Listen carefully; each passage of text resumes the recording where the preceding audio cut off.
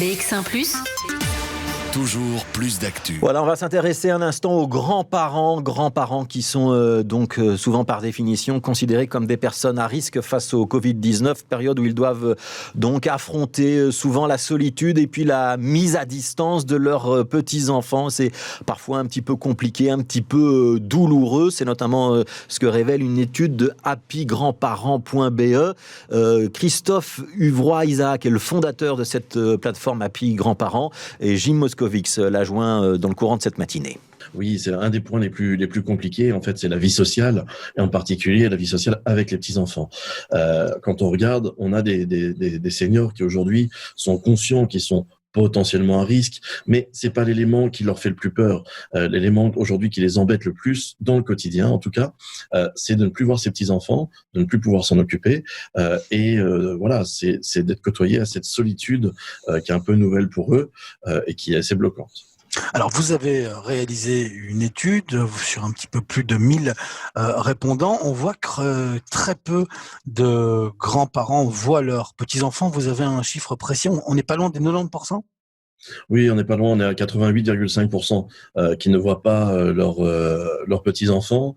Ceux qui les voient, en fait, généralement, ce sont des gens dont les enfants sont dans le personnel médical ou ne peuvent pas faire garder leurs enfants. Donc, du coup, les grands-parents sont la solution.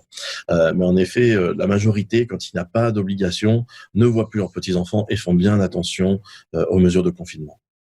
Alors, dans vos répondants, vous avez beaucoup de ce que vous appelez les happy boomers. C'est la génération des grands-parents, mais des jeunes grands-parents qui sont classés entre 55 et 75 ans. Alors, eux, on imagine que les plus jeunes des grands-parents, ils ont des facilités au niveau des nouvelles formes de communication, que ce soit par vidéoconférence pour communiquer avec leurs petits-enfants. Qu'en est-il des plus âgés? Est-ce que pour eux, il y a quand même des moyens de communication? Est-ce qu'on garde le bon vieux téléphone?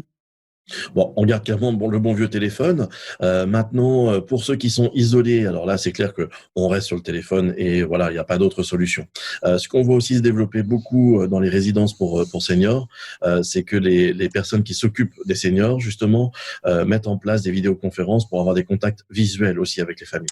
Donc, il y a vraiment plutôt une population qui est chez elle isolée et en effet, le téléphone, c'est la seule solution. Et de l'autre côté, une population qui a quand même un accès, mais qu'elle ne pilote pas elle-même, puisque souvent moins à l'aise avec la technologie.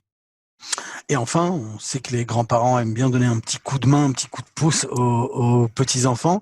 Est-ce que là, ils arrivent encore à le faire ou est-ce qu'ils comptent le faire, que ce soit même peut-être financier ou matériel, pour cette période d'après-confinement? Alors, nous, ce qu'on voit là par rapport à l'étude, c'est que clairement, ils s'attendent à devoir faire quelque chose, alors que ce soit matériellement, par exemple, les emmener en vacances, ça peut être aussi financièrement pour les aider, ou alors, en effet, des petits cadeaux, des petites choses comme ça.